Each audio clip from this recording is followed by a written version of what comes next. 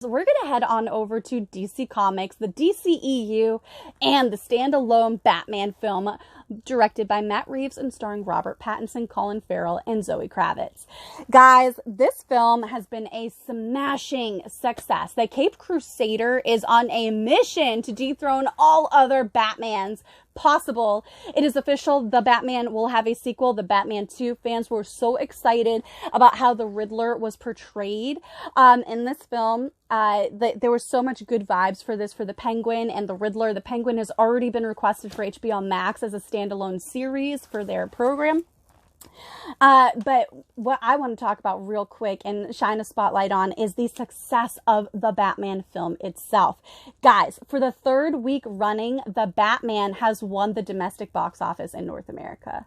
It is insane. For the third week running, they have now in in the domestic, they have gained over $300 million just in the domestic, which makes them the second film in the pandemic era to gross over $300 million.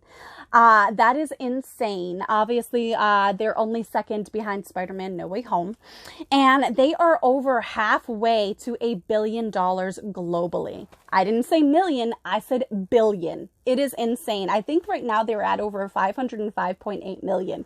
So they are over $500 million.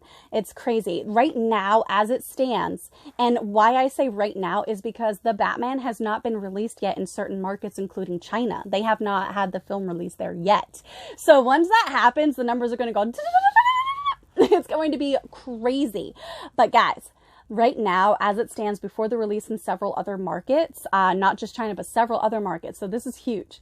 Right now, they are the fourth highest grossing film in the pandemic era in cinema, while they're yet to be released in certain markets. That is such a huge, huge, huge accomplishment.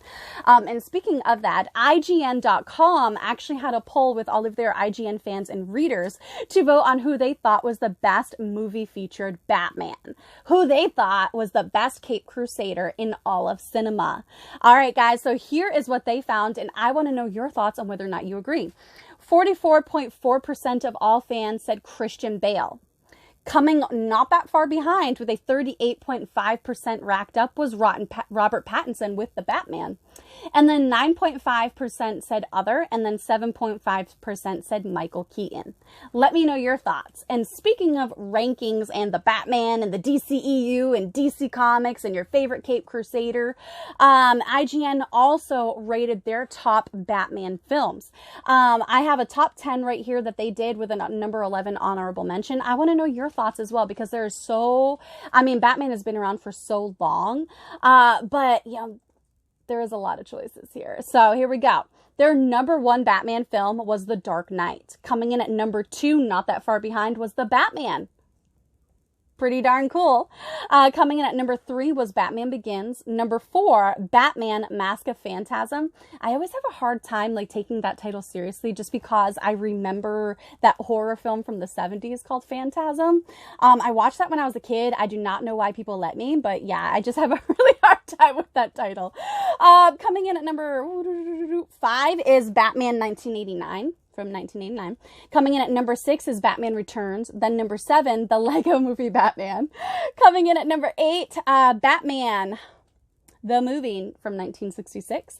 And then coming in at number 9 was Zack Snyder's Justice League. Coming in at number 10 was Batman Forever. And the honorable mention in the number 11 spot for IGN was The Dark Knight Rises. Let me know your thoughts as we take the last commercial break of this podcast. I will see you right back here in 1 minute.